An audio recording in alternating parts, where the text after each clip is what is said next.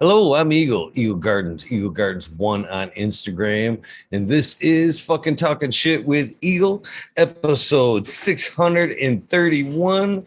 Hopefully, you guys have had an amazing day. I've had a great day myself. Moreover, I've got a great guest for you this evening, Herb Conscientious Farms. You want to tell us how you're doing and where they can find you this evening? I'm doing great. Thanks for having me on here. I can be found on Instagram under Herb Conscious, all one word.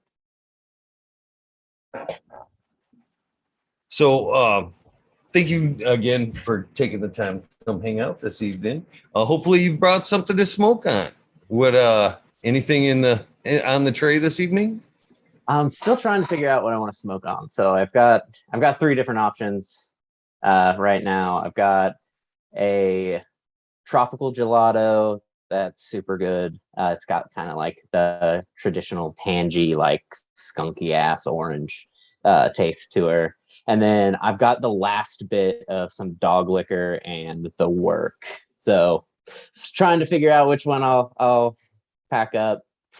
Probably going to be the dog liquor since it's the last one I got. So might as well make an occasion of it. Might be the last of what you got, but it's the first of what I'm going to ask you about. What in the heck does dog liquor? What is the terp profiles on that, and what is the palate like? Okay, yeah. So I ran a few phenos my last run of it, and I got a couple different variations. I guess I'll start out by saying the breeder first off in its lineage. The breeder's Dutch Blooms, and the lineage is Dog Walker crossed with I want to say Licorice Vine. I might be wrong on that one. I believe it's Licorice Vine though. And yeah, so I found a couple different profiles, and I liked them all, but I was specifically looking for something a little more Kimmy and something a little more on the dog walker side. So I found a couple more berry like almost berry ice cream, and then one that was straight like chemical pine sol. And I ended up keeping the chemical pine sol because I already got a couple cultivars on the fruitier end, and I was looking for something else. But it's been Nice. one of my favorite smokes for a Dutch while. Blues is one hell of a guy. I haven't. Oh man, it sounds delicious, and much respect to Dutch Blooms there. One hell of a guy. Yeah, for sure. So I've actually got a couple of his different cultivars in the bank that I plan on looking through here soon. And I just picked up some clones from him, so excited to get those going.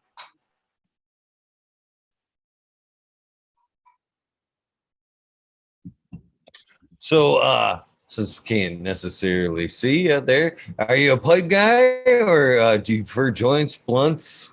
When you break that up, how are you going to consume it? I'm typically a joint guy, but I do like I do like bongs if I'm gonna smoke glass. And since I don't have much left, I'm just gonna throw her in the bong. That way I can space her out a little more.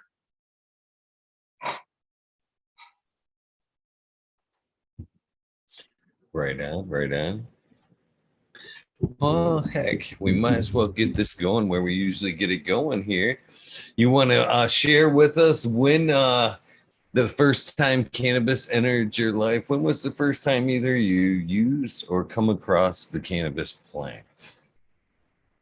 Yeah, yeah. So it was either the summer of fifth grade or the summer of sixth grade. For the life of me, I can't remember. I try and think back on this story a lot, and I cannot come to a definitive. It was one of those two. I had moved away from the town that I grew up in, and I just came back on a visit, and one of the buddies that I grew up with, and he lived right down the street. I was hanging out with him, and he pulls me aside and like says, "Hey, I got this stuff from my brother." Well, he didn't get it from his brother; he stole it from his brother. But he had it packed up in this little. So back in the day, you couldn't get pipes when you're that young. So you make anything you can into a fucking pipe. Like we made a flashlight into a bong once.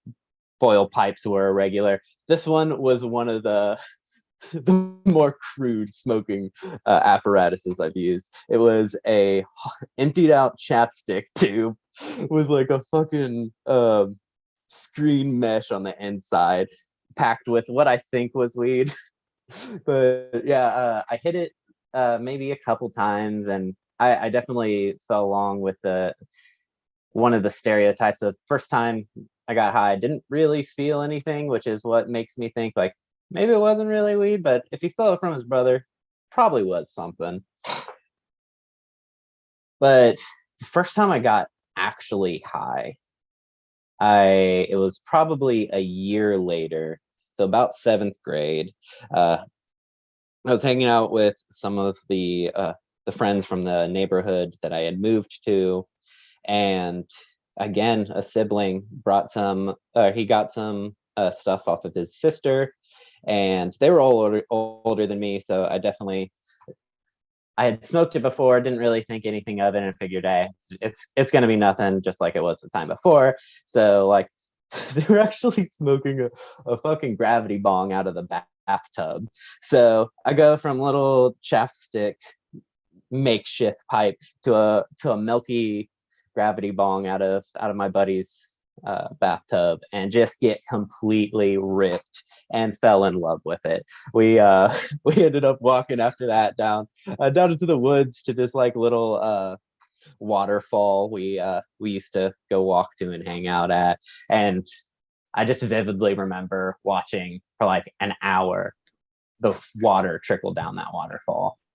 One of the better moments of my life.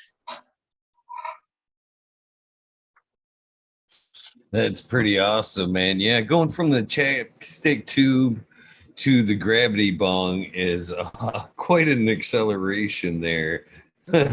forcing it into the body at that point. I don't think you had a choice but to I'm get sure I it, didn't.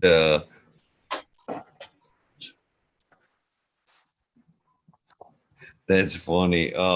So I often wonder this because I hear the I do, I don't, or I do, I did, or I didn't get high the first time. What do you think that is? Why do you think some do and some don't? I don't know. If I had to venture a guess, I would figure I was probably so young I didn't know how to actually smoke. So maybe I just wasn't hitting it correctly to get enough in, or maybe it was just some really bad weed and I wasn't hitting it correctly. So Yeah, I think both could be a possibility. Me myself, I kind of wonder if I've wondered if there isn't something more, a little more to that. Say, either the receptors have like a protective barrier that needs to be kind of worn down, you know what I mean? yeah, you Or the gotta lube system it. needs to be primed up a little bit. You've been raised around it, or you know what I mean? You've had a brother, or it was in the home, and you kind of, you know what I mean, second handed it maybe a little bit early on before, which primed the system. You know what I Yeah. mean? Yeah, I that could don't be the know. case, because I mean I definitely had no prior experience around it other than, well, before these two incidents. Like the rest of my youth, I had not seen it before. Right on. So you say you fell in love with it after the gravity bong. So did it become like a weekend thing?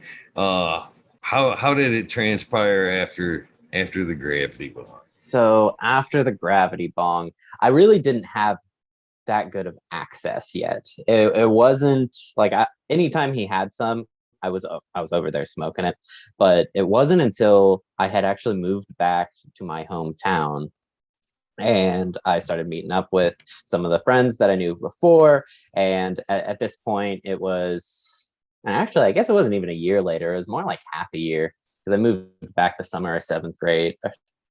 Um, Started meeting up with some friends and getting into the later years of middle school, where things were a little easier to find, especially in a place where I had like at least a group of people I knew a little better, because I wasn't at the other place that long. And once I moved back, it became a steady part of my life. I think I went from only smoking on occasions to smoking every single day that I could, at least. Anytime I remember vividly like taking my lunch money, and like I just wouldn't eat lunch. I'd save it to get bud after school, and we were really ballsy back then. Like I had way more guts than I have now. Like we used to sit outside and during what was effectively recess, but like since we were in 8th grade, they didn't really call it that. It was just kind of a break we got outside. People would sit in a circle smoking their little boil pipes, and yeah. So after that, I started smoking heavily. I got into like hustling a little bit here and there. About a year after that. So once I got into like high school and started going to music festivals and stuff, like I made some more friends, and one person who now is like basically a brother to me, he kind of put me on to the whole scene in a grander view, and did that for a couple years throughout high school, and ended up stopping because my parents found my stuff and like just smashed everything. They were furious, and that started a dark year that I was basically just on like lockdown, couldn't really do anything.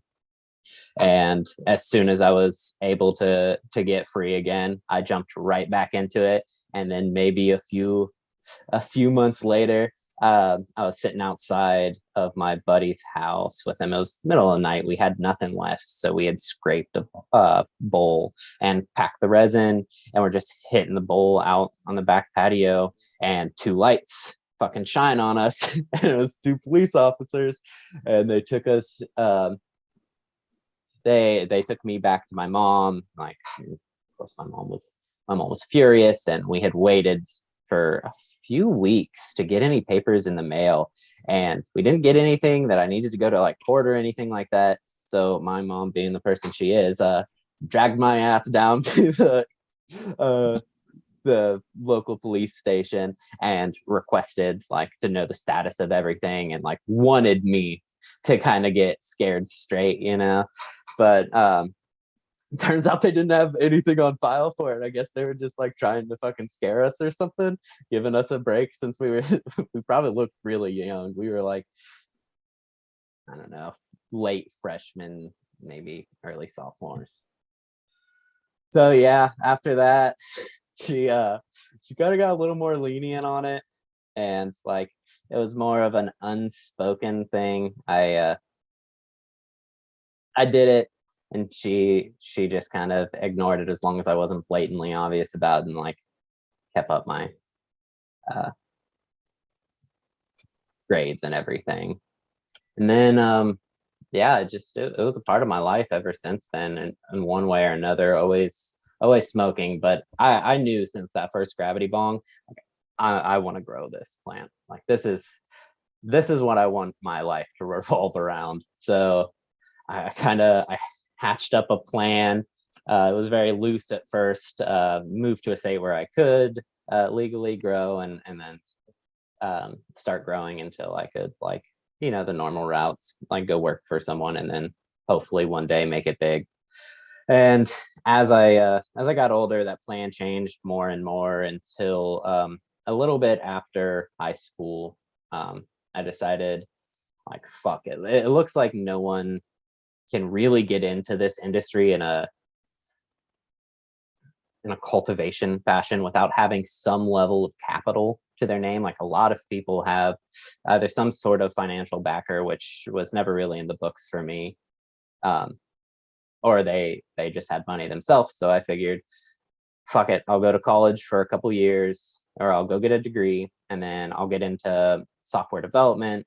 I'll move to a state, work on that as my day job, and then use the capital I get from that to start my own cultivation facility. Was originally going to be Colorado, but as I like progressed in my degree and towards a career afterwards, which actually I stayed in tech, but I didn't follow the software development path. I liked it, but I didn't think like I could actually end up doing it for 8 hours a day without like going crazy. So switched in the tech field, and then I by that time like Colorado seemed flooded to me, so I didn't really want to like move to New Mexico to sell turquoise, as they say. So I started looking into different places, laws and everything, and I noticed Michigan, which was pretty close to where I lived already. I had a history with there because my mom had lived there in the past. She lived in the UP before I was born. My brother actually worked at Founders for a little while before he moved and started a brewery. So I had some familiarity with it, and decided, fuck it, I'm just gonna move here. So right before quarantine, I was actually about to quit the job I had got, and then move up to, well, find a job in Michigan, quit the job I had, move up here, like live in a hotel until I could find something.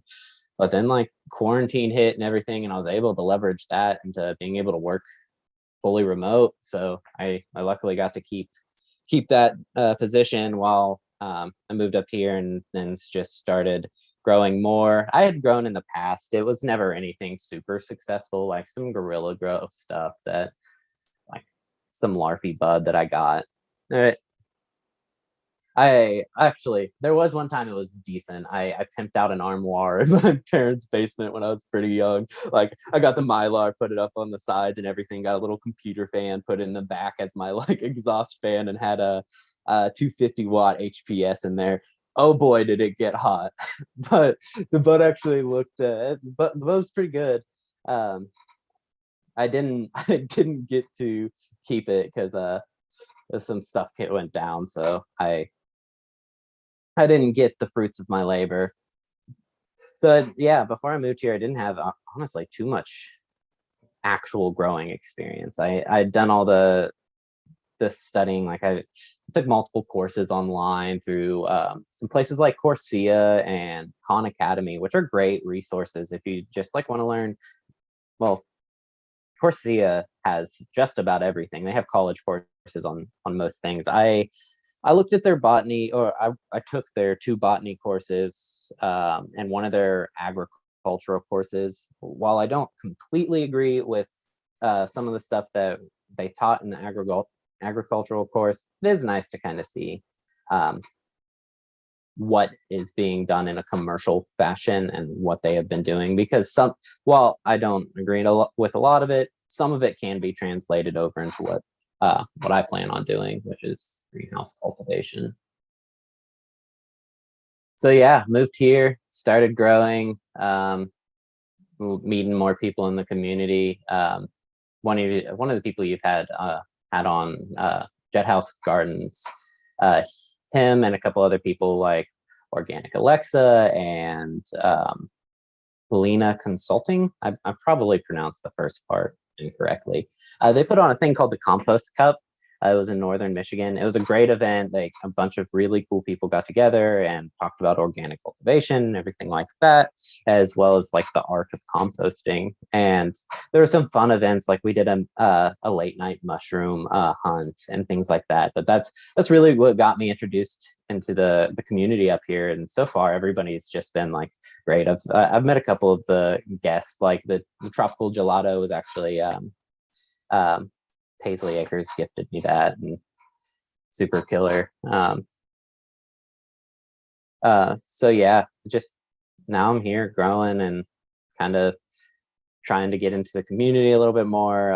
I've taken a few courses since I got here, like the soil doctor's course. I took that. I took Dr. Elaine's foundational course, and I'm just about to finish the certified lab tech. I actually have my last mentor lesson on Monday, and then I start the testing process. So hopefully by this time next month, I'll be certified lab tech as well.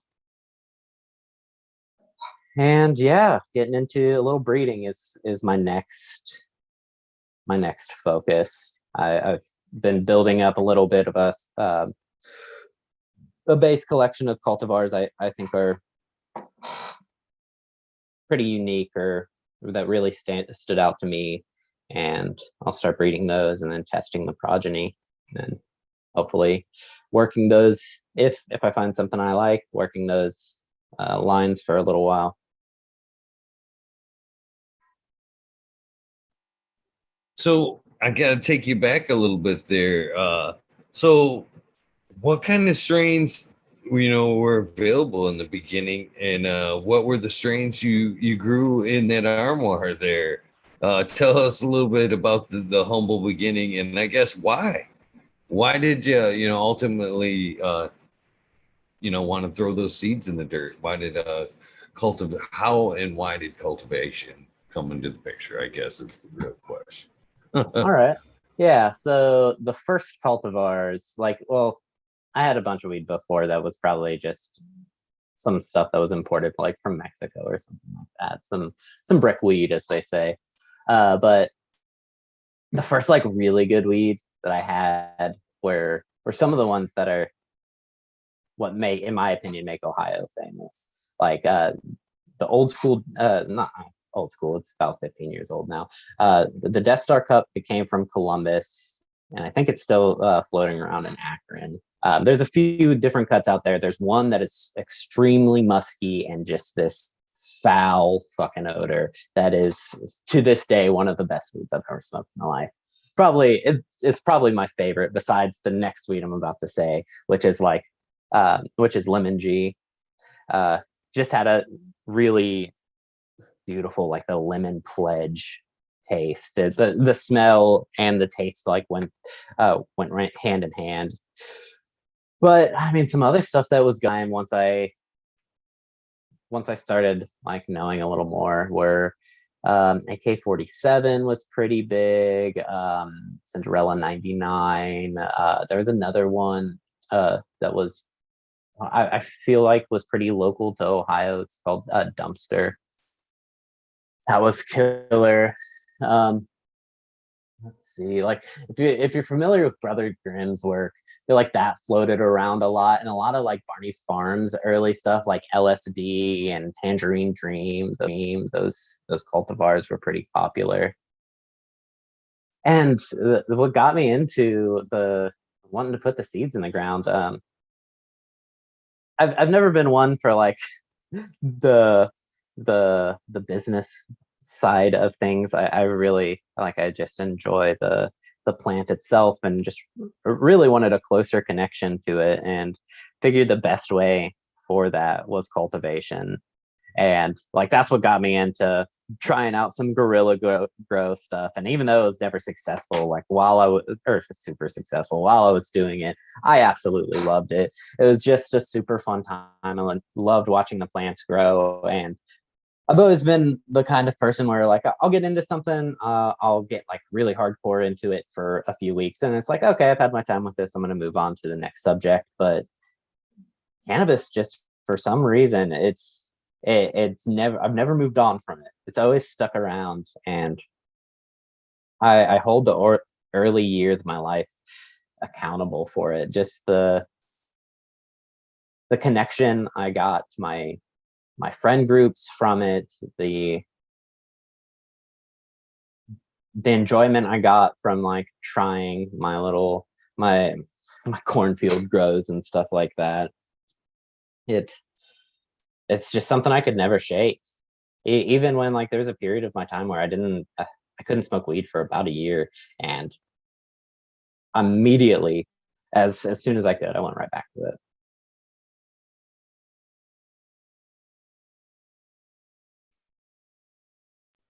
So cultivation, when you start the cultivation side of it, that's when I think the real love of the plant really takes off, and you kind of view the plant in a different way. It has a lot more weight. Did it kind of change the way you feel about the plant as well? Absolutely. And like before, I would say even more now. So before, when I tried my stuff, it was either outside where I didn't like have a whole bunch of access to the plants while it was growing, or when when I did have my first couple, I guess, experiences indoors where I was using like a Fox Farm bottled nutrient. Um, I still loved like watching it grow and being a part of the plant's life cycle, but it wasn't really until right before I moved to Michigan when I started getting into the organic side of it that everything really clicked for me, and I knew like this is definitely the path that I want to take. Like I'm not gonna stick with the day job that I got. The I guess the ability to know how not only the microorganisms within the soil cycle nutrients that then goes into your plants, but like I have more control, or less, I don't want to say more control, but I have more involvement with the entire process. I build all my soil from scratch using various ingredients. I tinker with it every single time. I take soil tests and then do custom amendments to it. I, for the most part, make my worm castings, or at least I make all my worm castings for like what I use with my teas and everything. A local company, Wormies, whenever I'm making bulk soil, I'll use theirs because I just don't have the capacity to put out that much. And well, until this summer, I just built a really nice compost pit that I'll be using all of that stuff in my future soil builds, plus some worm castings as well, just to add diversity. But yeah, getting my hands on like every cycle of the plant, like I'm making the soil, I'm adding the amendments, getting it tested, then I am introducing the seeds, watering it daily, watching it as it grows, and then throughout its at the end of its life, I'm the person that trims it and hangs it and watches as it dries to the perfect moment, then cures it. Like I love seeing something I grew that I hadn't seen for a few months, and just being able to open the jar and smell it, like, oh, this is that plant. Like just that connection. I have never had that with anything else.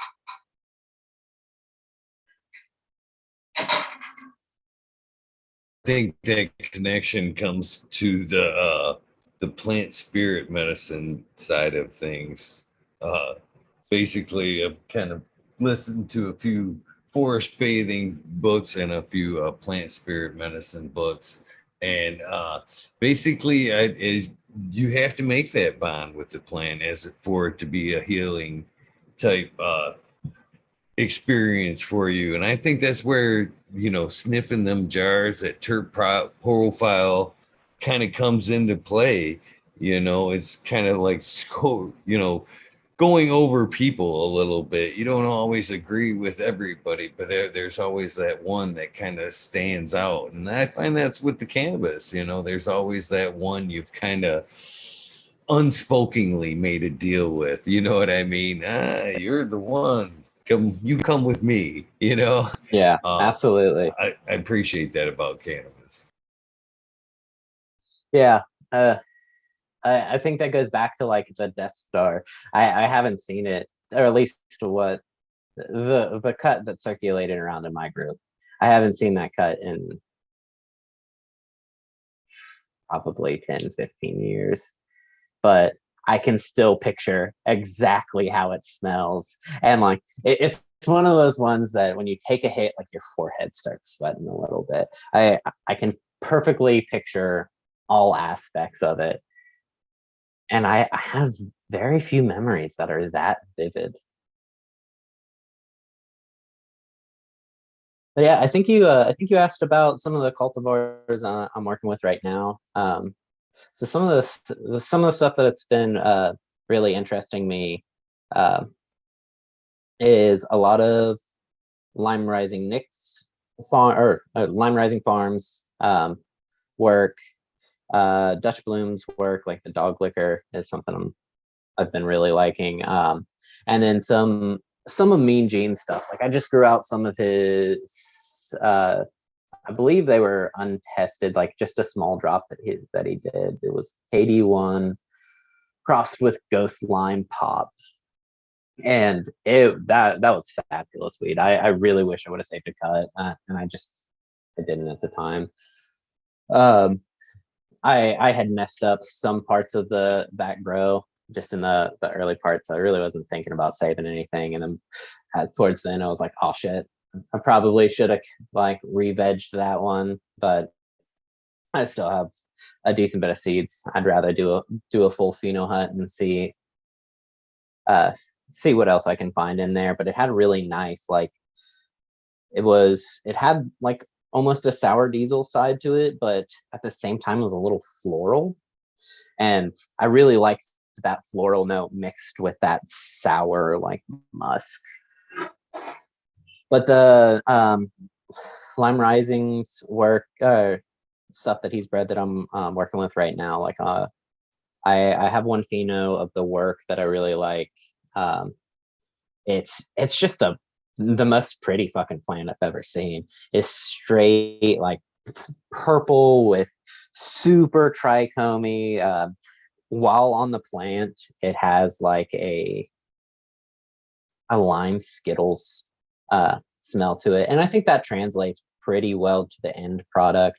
Although I'd say while still lime-ish, Skittleish, it also does introduce like your classic grapey like taste that comes along with a lot of the purple weeds or anything heavy in anthanocyanins. And then like the dog liquor I touched on earlier, which was a super kin like pine sol smell, which I like. I just picked up a couple clones. I'm excited to see the end product on. One's an Indiana bubblegum, and then one's Black Wop Gold. Both those came from Dutch Blooms as well. But this year, besides breeding, I also plan on basically being in a constant state of pheno hunt. So there's 3 or 4 things that will be searched through next. Although I'm not 100% on the order, shipping times on one will change what my next order is going to be. But the region conference, they're doing a really cool project where everybody's going to get these Kim Dog Reserve crossed with root beer. I believe that's the order. The male female may be mixed up on that. But yeah, everyone that attended is going to get those seeds, and then it's going to be essentially a mass pheno hunt. And the people who have from each region, I believe this is how it's supposed to go. The people from each region that like will get together and decide which phenos they want to kind of they believe stands out, and then that will be used in a larger breeding project. So I'll probably, as soon as I get those, just for fun, I'll probably pop all of them, and then I'm not sure if I'm going to search through the males on them or not. I know they want us to, but I don't really have the space to right now. So if I can build out an extra room, I will. But I'll definitely be hunting through all the females. Also, after, in some order, I'm going to hunt through the rest of that KD1 crossed with Ghost Line Pop. Some more work from Mean Gene that I want to search through is, he says not Death Star, like when he, on the pack of seeds, it says not Death Star. I believe that's because it was a cut he got as Death Star, but then someone said like that wasn't the original cut that they remembered or anything. So he just like, he just tagged it with not for just in case, I guess. So it's that crossed with Grape Soda Skunk. So I want to search through those. Terp Wizards gifted me some stuff that I want to search through. I want to say the one that I'll search through next is Peanut Butter Baklava. I may be wrong on the title of that. I know it's a Peanut Butter Breath cross.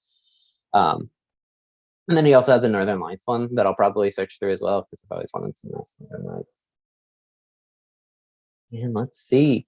Oh, another thing from the ranch that's pretty cool that I'm interested to search through is a root beer. It's called Burgers and Beers. It's a root beer crossed with, I want to say Donny Burger. which Donny Burger is just like a bunch of different GMO crosses with something else in the mix. So curious about that one. I wanna see the elusive root beer terps. I do have some other stuff with root beer in it, like I think it's what, Gold Mugger, which is Black Wop Gold crossed with Mean Mug, and the root beers in Mean Mug, I'm pretty sure. So yeah, those are the different cultivars that I'm really excited to search through, as well as some of the stuff that I have that I really like. Oh, I forgot to mention, actually, there is another one. It's a cultivar from Ethos Genetics. I ran some of his Cherry Garcia, which there was a few cultivars in there, or a few phenos that were really, really outstanding. I didn't end up saving them, but I did end up saving one from his Apex. And it's pretty similar to this Tropical Gelato that I was talking about earlier. It's got that like rotten, it's got like that tangy, like super skunky smell, and it comes through pretty well in the taste, which I don't always get with the oranges. I've noticed like some orange seems to burn off pretty quick, but there's a few out there that seem to stick around, and I think this one will. Well, it has in the past, so I'm excited about it.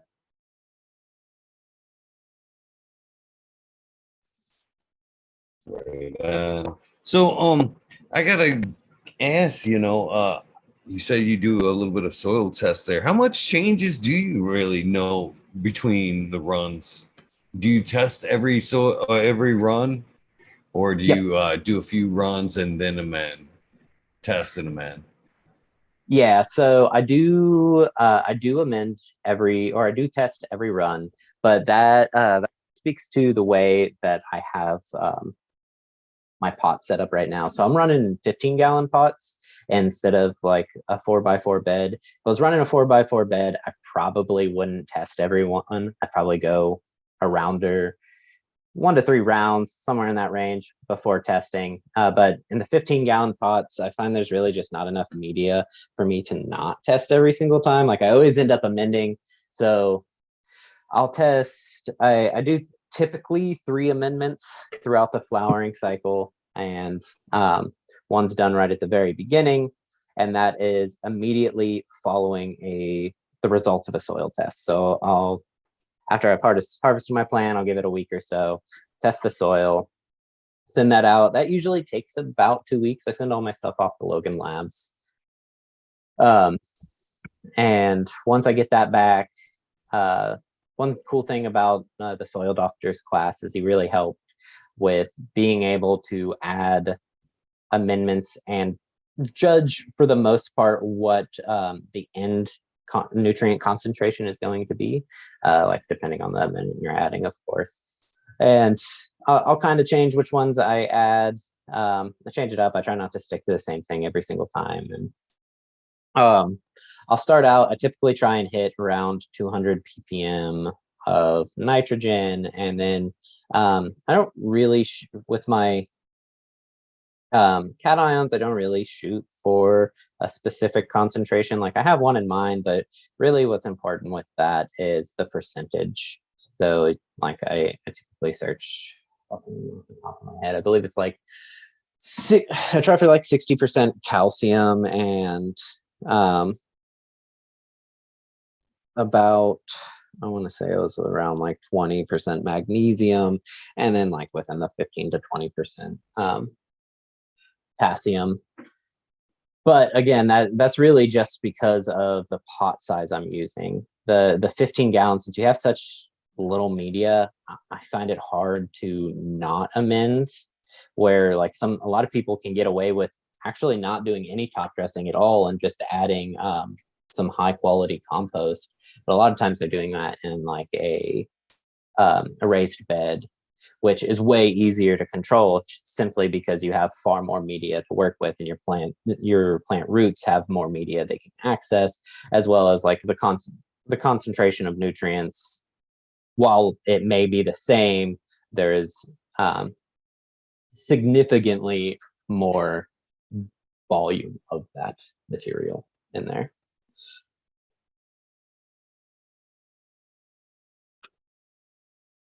So, kind of reverting back a little bit to, the schooling side of things and software and all that. Do you ever see yourself kind of heading back to that and designing or, doing some work geared towards, the cannabis industry? Um, Most likely not. So, I never really focused even throughout my schooling, I never really focused on the front end side of things. I'm not very good at making things look pretty. I'm better at the logic end. So like back end server programming and stuff like that, which I do some level of scripting in my day job, as well as like some database stuff that I'm actually working on for my grows right now. Like I'm making a database for each cultivar that I have, and then like normalizing the data so I can easily add that information to my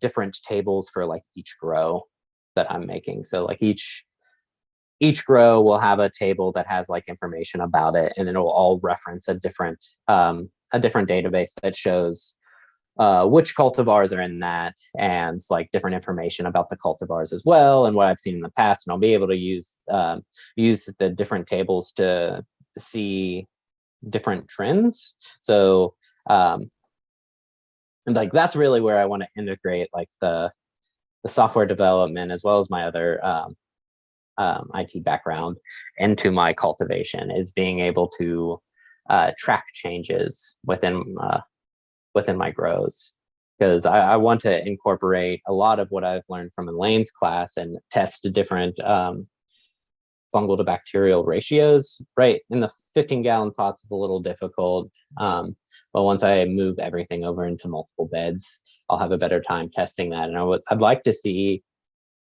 at least what my cultivars prefer. So if you've heard her talk on it, she'll say she thinks it should have a fungal to bacteria ratio of like 1, and then like some other people say it's higher. Like I've heard some people say 5. I've heard some people say 15. So I mean, I'd like to test that, and I luckily through that course I've gotten the skills to use a microscope to actually analyze that stuff. But I want to like start importing all that data into a database so I can track it over time and see, actually keep track of what changes gave a better yield, or even if it's not a better yield, what plants overall looked more vigorous and like healthier grow. So that's where I'd kind of like to introduce that into the cannabis side. The software development, like it was very my degree was focused more on front end side of stuff, but like I enjoyed the back end server side programming classes a lot more.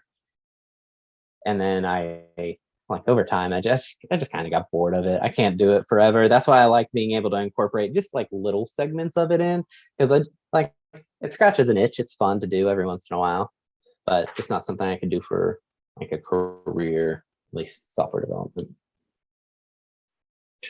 Well, you've described everything I was kind of thinking of there. When I kind of asked the question, that would be super cool. I could see everything you said being needed. Moreover, if you could design it somewhat in a lifetime type atmosphere to where you just kind of stick a probe into the soil and it's recording all that info that you're speaking of in kind of lifetime, or even be able to give you advice live time. You know what I mean? Things have swung to the fungal side, do this, you know what I mean? Kind of, and make it strain dependent, like you're talking about, soil recipes built for individual cultivars. I think that something like that would be huge, and be a huge asset in the cannabis industry as well. I think there's a niche for that myself. I don't think you should discount it quite yet. You might have that great idea one day and have the tools to put it together. So I would keep the engine running, my friend. Yeah. I mean, that was like when I first moved to Michigan, I started, and like I had everything set up. So I bought a house in Michigan, and I had everything set up to where like my entire grow was gonna be here the first fucking day I showed up. I was gonna make sure first thing I do, I'm setting up this fucking room and I'm getting shit going. Um, so like that, I started building out that database right then and kind of coming up with the schema of everything and like how I wanted everything formatted essentially. Um, but like through my first few rounds and everything, I really never ended up keeping many of those cultivars. I only kept one. It was that Apex. So I kind of put that on the wayside. But now that I'm getting more into the biological test, and I have, um, of course, I've kept all spreadsheets of all my grows, as well as like um, the Logan Lab soil test. I usually get one just before. For a while, I was getting one before and after to make sure that my amendments were correct and that I was adding exactly what I thought I was. But like that shit starts to get expensive. So towards after like I'd say I probably did that about 6 times. And after it was coming back consistently around the area that I wanted, I kind of stopped doing that. And now I just take one before and I amend. Although if I do see an issue, I will take a test if need be. But yeah, so now I'm starting to get back into building that database, and I have a few other ideas, like one that's just kind of for fun that I was thinking about doing. So I'd like to. I go to a lot of different like parks and everything. That's one of my hobbies. It's just going around and walking through nature, and I try and like go to different places in Michigan that I've never been before and walk the parks that are there and everything. I want to start taking soil samples from those areas and then adding those into a separate database that I can kind of compare like different locations within Michigan. It really has no no need whatsoever, but to me it sounds interesting. So it's some data that I'd like to see. And yeah, just start testing the different areas and see um, what different communities or biological communities each one of these locations has, as well as um, what their ratios are to each other.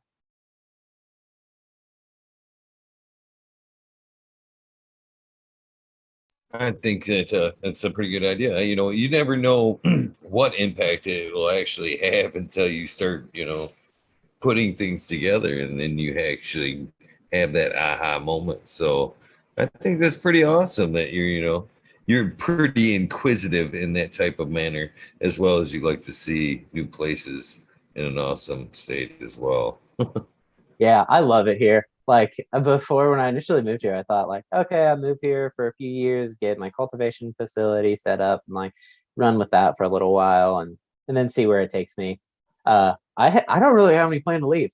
I like Michigan. I like the people here. I love the scenery. I love the lakes. Like I'm staying in Michigan. I like it here. Nice. Well, as a Michigan native, I appreciate that. uh, there is a lot of great people here as well, and an awesome cannabis community that is continuously building as well. I appreciated the fact that you said you were in a perpetual state of pheno hunting there. It's pretty cool as well. Uh, yeah, I think the hunt should be. You always think you've got that fire until you pop that next seed and you found the next new thing. Then you kind of look back and go, "Well, that was interesting, but but Yeah. oh, this is nice." Yeah. I don't think I've ever had a grow where I thought like, oh yeah, last round was better. Every single time I do it, even if it's like not better quality, I just like seeing the variation. It's like, okay, yeah, this is nice. I want to run with this for a while and see where this goes. I've never once regretted, oh, I should have just continued growing that plant that I found last time. I'd prefer not growing the cultivars that I had, because I like every cultivar that I grow that I know how it looks is one that I'm not growing that could be that next big thing. or at least for me. Maybe not in the world, but definitely for me. See, I guess that's a funny thing you say that, because I'm sure you feel the same thing. I don't necessarily want to be growing the big thing. I want to discover the next big thing, pass it on, and then find the next, start looking again for the next big thing while Yeah, everybody else is working on that discovery. yeah, yeah, yeah. I like the hunt. That's probably my favorite thing. One of my favorite things about growing is just hunting through and seeing things that, like, I've never seen before. A lot of times, like, a lot of these different crosses, they do put off some progeny that are pretty similar to some other stuff out there on the market. But one thing about, like, for the most part, there's not many stable lines out there. There's only a few breeders, in my opinion, that are really putting out like stable stuff. So even if it's something that historically has put off some known terp profile, it still has the potential to put off something novel.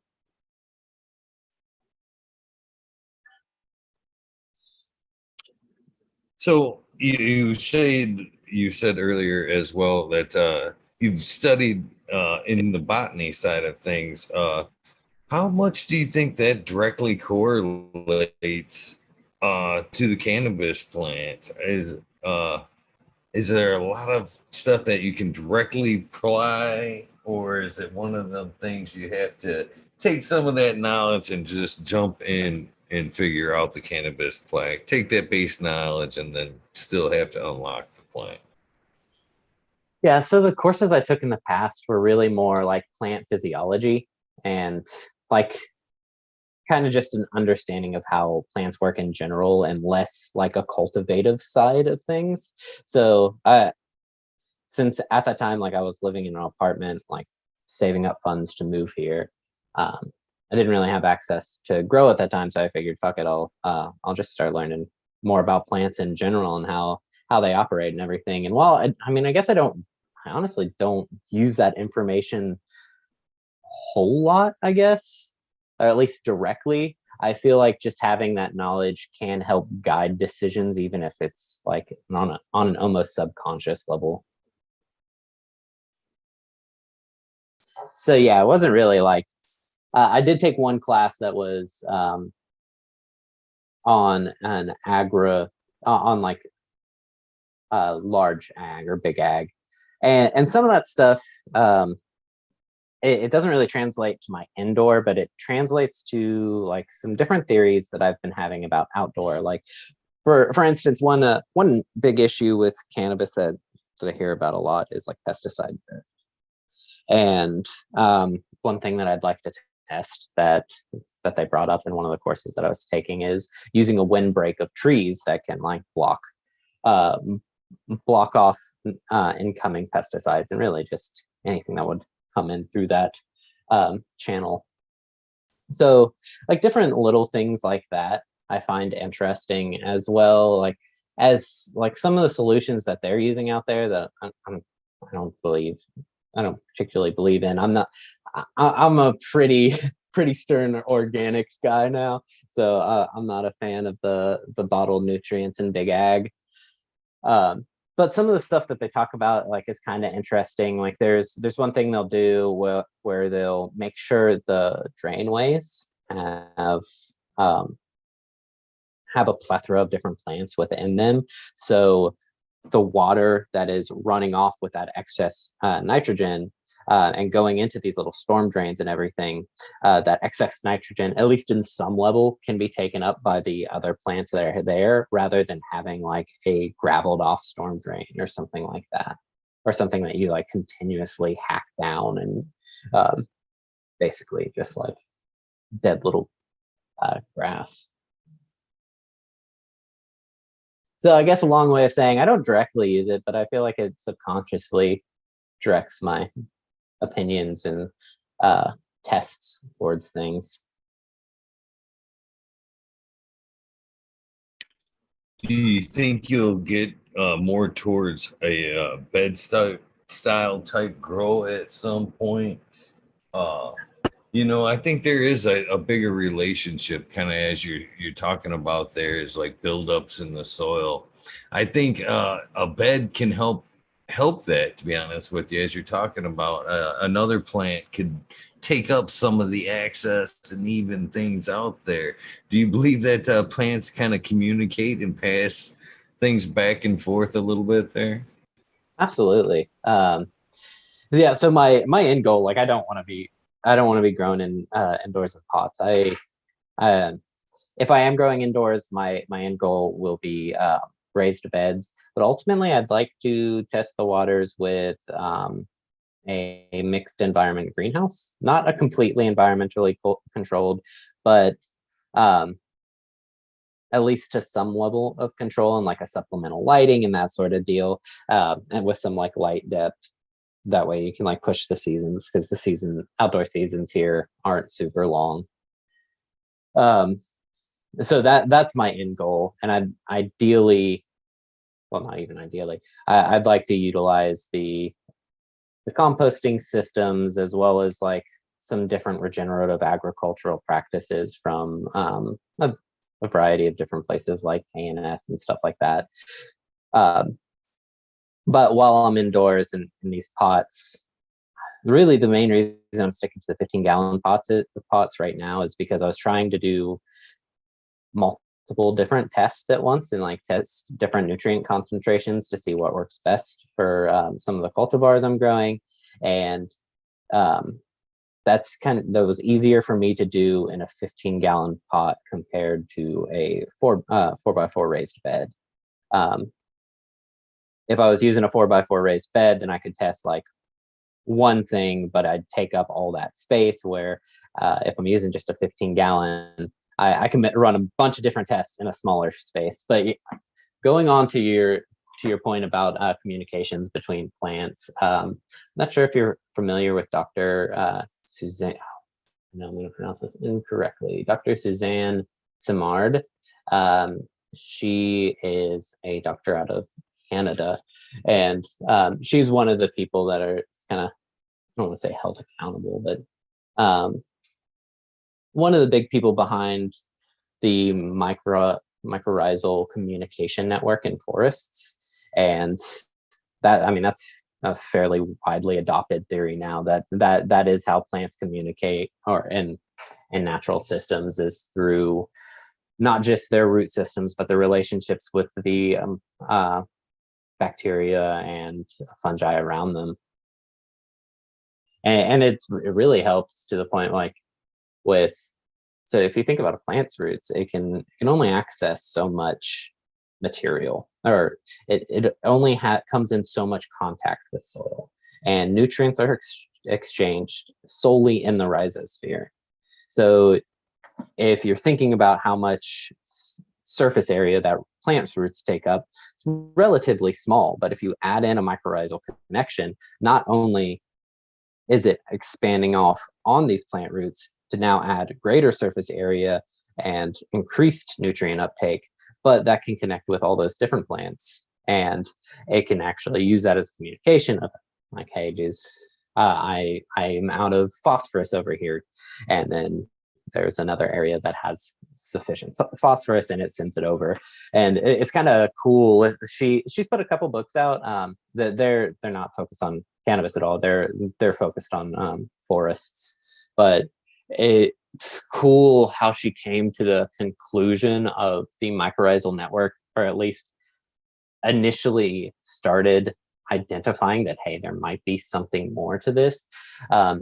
She worked in like the foresting industry, and she would notice when she went through and she put down a bunch of seedlings after they cleared out an area, there would be a plot that like didn't survive. But she would look over, and a area not far off from there that was still forested, and these seedlings are still surviving.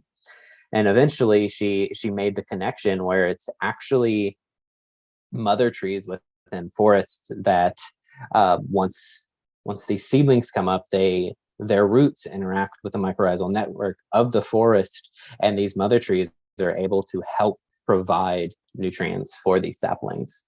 And I definitely think that can be translated in some way to cannabis. If not, like, it's not going to be a full mycorrhizal network of like of a forest, of course, but the communication between different plants is definitely there.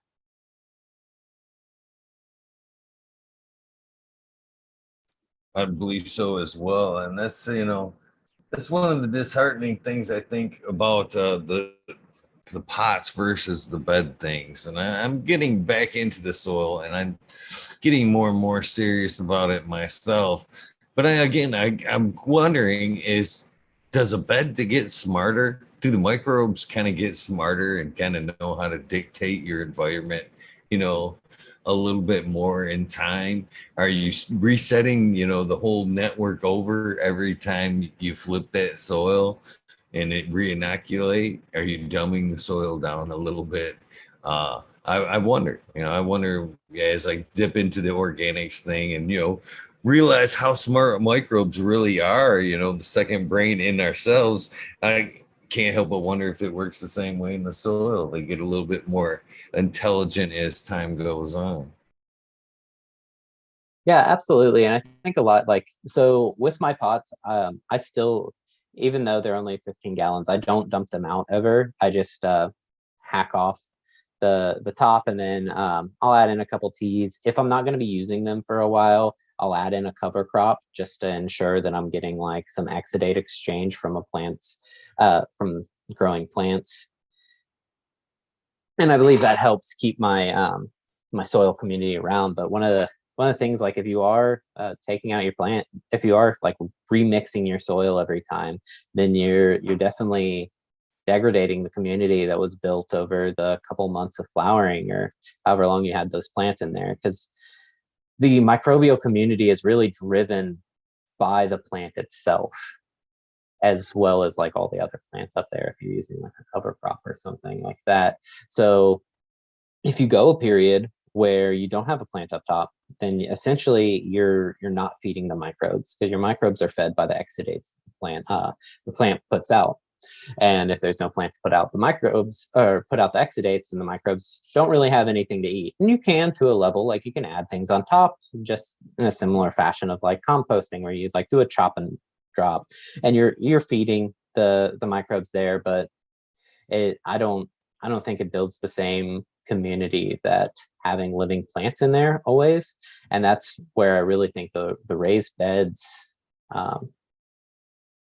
not only do you have like larger surface area to start building a system, but there's less disturbance to the system as a whole. So it's easier to maintain your ecology,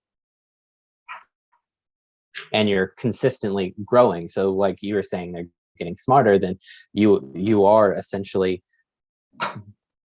adding on to the community, as well as the community is kind of adapting towards what the plant wants more, because that plant will select for specific microbiology.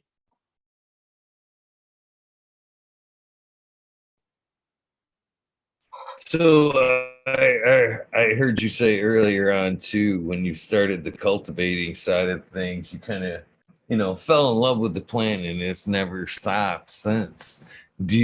Could you contribute that to a newfound love for the soil? I know once you open that realm, it's quite the wormhole, and I don't think it ever ends, to be honest with you. Yeah, So is it safe to say that that's been part of the carrot that's been pulling you along this time?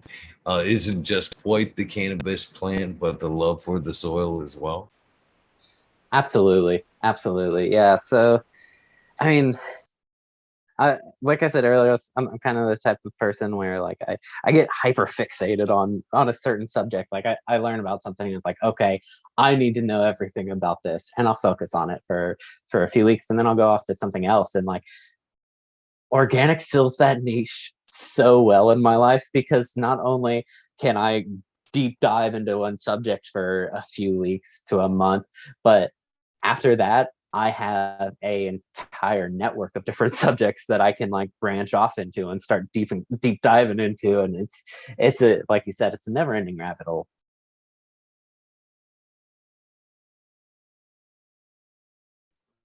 It's a very satisfying one as well. I find not just as you learn things about the soil, you kind of learn things about yourself. You cultivate the soil and you're cultivating yourself through that journey as well, for sure.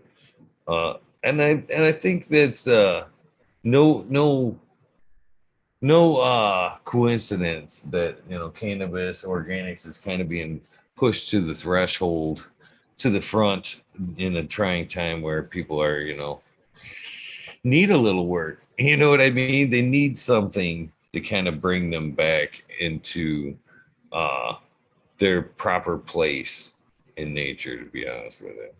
Absolutely. That was another thing I was going to bring up is like not only did like the organic side bring me closer to cannabis, but it really brought me closer to like the earth as a whole. Like I for a little bit of my life, I grew up with a decent bit of land. Like I lived on about 20 acres or so. So I'm definitely no stranger to like I've been walking through the woods my entire life and then like doing hikes and just different things like that. But I find I appreciate it a lot more now, and I look at everything with a different view. Definitely a way, definitely a more appreciation for all the different systems in place. And you're talking about people needing something to do. I recently like I garden outdoors as well, and I got some mulch dropped off, um, and just some like a topsoil compost sand and dropped off from a local place. Um, they mentioned the guy that dropped it off. He mentioned like, are you guys doing like raised beds or something over the last year? It seems like more and more people are outdoors or outside gardening, all because of the pandemic. People need something to do. You're stuck at home. Why not? Why not grow some plants? And the houseplant market like blew up as well. There's so many different like houseplant stores and like all these different online places where you can get super rare like variegated versions of things. Like the variegated monstera was huge for a while, and it's really like it's a beautiful plant, but some of those people are selling they're selling snips of these things for like $200 $300. People just wanted something to like take care of at home. Yeah, I guess get that sense of being out in the world while still confined at home. Oh yeah, that's for sure, man. I watched the thing the other day, man, about house plants and basically like theft of them and shit. Um, this one plant they were showing, man, it took a few years for it to kind of really establish itself. And to get a good one, it was like base plant, $15,000. And they Jesus. had show cut to this greenhouse where somebody had went in and like topped the thing. You know what I mean? To, get their own plant started. And I'm like, wow, it's reached that. You know what I mean? Uh-huh. Wow, that is crazy. My wife does something funny. Like she ever like forever out just walking around and she sees a plant she likes, or if we're like at a plant store and there's like stuff on the ground, like just little succulent parts that have fallen off Oh, the she's a plant that are propagator. oh for sure got them all over the place. Yeah, 100%. We like I have my grow rooms, and then upstairs we have multiple different rooms like decked out with grow lights and everything. My house doesn't get much natural light, unfortunately, so we did have to resort to grow lights. But yeah, we we have a jungle. Yeah, those succulents definitely like the secondhand grow lights. You can make a succulent garden really come to life. Absolutely. That's awesome. That's awesome. They knew a long time ago that the weight of horticulture had with humanity, you know, as far as like bringing out the good or getting rid of anxiety or depression. They knew it in the 70s, but they never really pushed it, which is, I think, is a shame because I think it would have really, really aided in a lot of the drug dependency that we see these days from anxiety and all that. You know what I mean? It's kind of sad information like that has been suppressed. For sure. And like it's helped in my own life for sure. Definitely. I I've had my stints of anxiety and things like that. And recently, especially since moving to Michigan and really getting more in touch with everything, it's gotten a lot better. And I wholly believe it's just because, like, I guess having that deeper connection really just kind of takes away some of the worries about the normal busy lives that most people live. We're all just here for our own little journeys around the sun a few times. And the majority of stuff around us has been here before us and will be here much longer than us. So try not to take things too seriously. That's what I like about the gardening microbes. When I started down the mycology road, that's what I really appreciated with it, is because it kind of put me back in my place. You know what I mean? I realized at that point I have really little control of what goes on in the bigger picture of things. And it was kind of refreshing, to be honest with you, to It is. realize that we're not so much in control as we think we are. Absolutely. And it's kind of cool to think of the microbes and, like, especially fungi, but I mean bacteria are just as important. If they weren't there, none of us would be. But it's cool to think how they've basically architected our entire planet. They were the first, and they've built everything around us, all the systems in place. They're all sustained by them.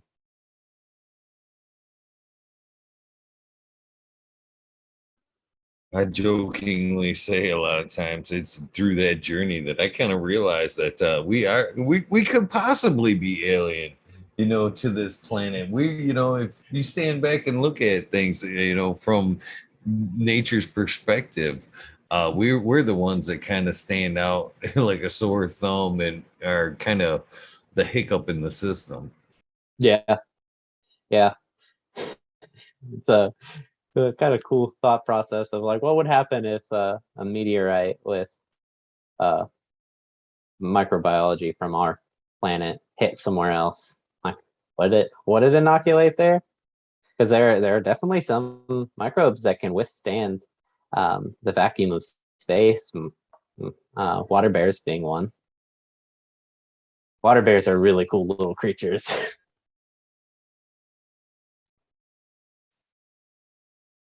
You know, that's another thing I thought was through the mycology journey that I thought was pretty fascinating is us in general. What a fine line we them with us are. There's actually more of them, more species of them. I think over 3,000 species of mycology fungi in your body there versus your DNA. You know what I mean? A lot. They pretty much are the system in my opinion.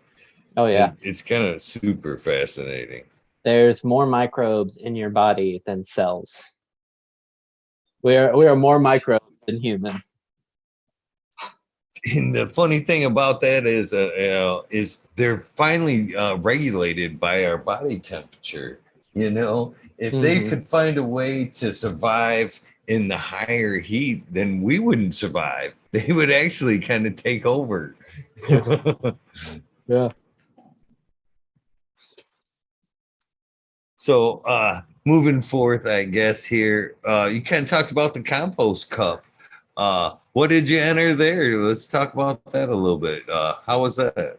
Yeah, so it wasn't actually um, no one actually entered anything this time, and I'm not sure if anyone's even entering anything this time. I'd have to talk to Jet House or Yannick Lex or Kalina Consulting, but it was really more just an educational event where it was up in northern Michigan. Primarily, there was a lot of growers that went out there, but there was also some, I believe, some other people that are maybe just like local farmers and stuff like that that wanted to learn how to like manage waste and everything. And they had a panel of people up there that talked. It's a great event. Anybody in Michigan, I'm gonna plug them. Definitely go. They're super cool. Bunch of cool people there. Um, but yeah, I went and then I got to listen to some people talk, and really I just I for the most part I really enjoyed getting to like know the other people in the community here and like people with similar interests as I, and they're all very accepting people and just a great time. So yeah, we didn't really enter anything. Just got to go and listen to some people talk and kind of have a good time, smoking some really good herb, a bunch of really good herb up there actually, because like it's just people bring their a personal of like what they're really proud of to show people like this is what I grew. Check it out. But I was going somewhere else and I completely forgot where I was going. Oh yeah, I've ended up making like some like just connecting with people that I've continued to talk to thanks to that event, and I hold that as probably what got me into this community to even at the level I am, which isn't very much, but at least in what had some part in some point. And yeah, it's just a really good time to meet a bunch of cool people that share the same interests and like have a passion about the earth. They're doing it again this year. I believe it's September 9th. If you're in Michigan, definitely go. That's my shameless plug of someone else's stuff because it's super cool and everyone needs to join. I hope they do, man. I like to support all the Michigan events, and I like to see more and more come forth and prosper because there's so many great people and there's so much great knowledge, techniques out there. You know, why not? Why not? Yeah, exactly. Like with all the experience that like each of those people have, they have definitely encountered something that you haven't. And even if you're very experienced, you've read all the books, you've taken all the courses, you can still learn from other people.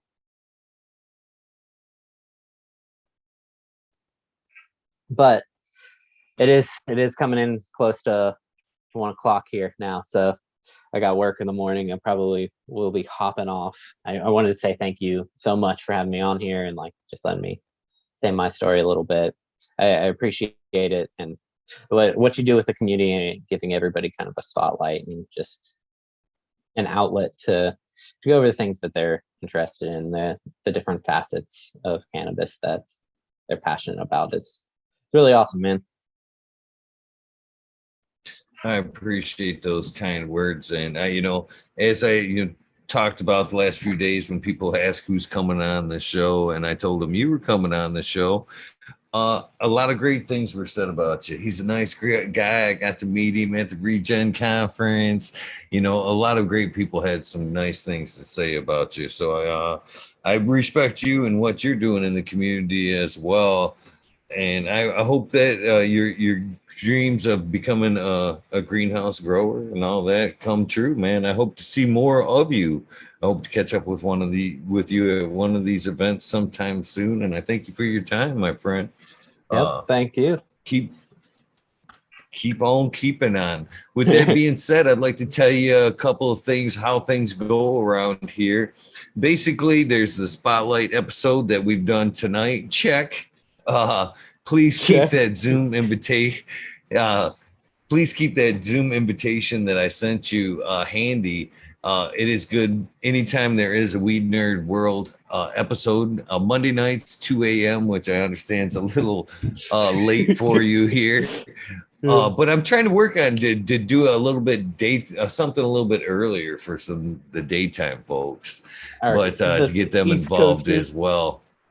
Yeah, yeah. But nonetheless, there are some earlier episodes, 11:30, whatnot. If you happen to catch, Weed Nerd World in the title, man, no invitation at that point needed. Just a want to come hang out and dump some knowledge in the community. We're always looking for tips or just great conversation. We'd love to have you. So please consider it, and at least keep the Zoom link handy just in case.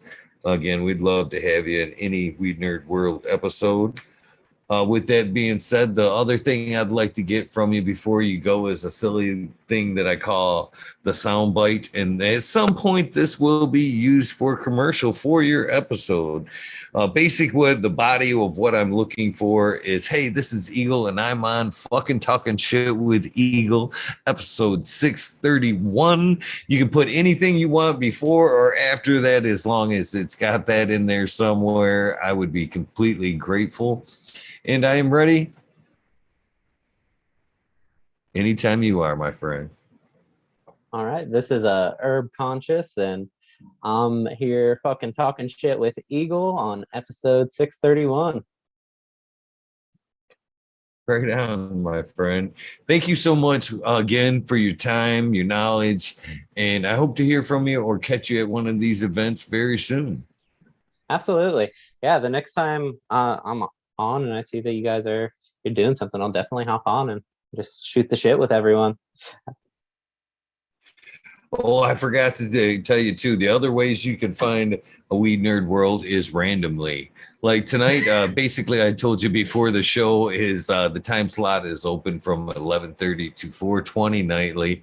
That's how I finish off the night. If the guest doesn't take me all the way to that 4:20 slot, I stretch my legs, fill my tray, and then go ahead and turn around and fire up the Weed Nerd World to walk me through the rest of the night. So That's awesome. they're random. They're random, but you can anytime, my friend, you're always welcome. So thank you. Yeah, thank you. I appreciate it. Have a great night, man. With that being, you too. With that being said, I suggest you guys do the same. Stretch your legs, fill your trays, and I will see you guys in the Weed Nerd World very soon. If not, thank you very much for your time. Don't forget to do something nice for somebody. Random acts of kindness do save lives. Thank you again, my friend. We are out of here.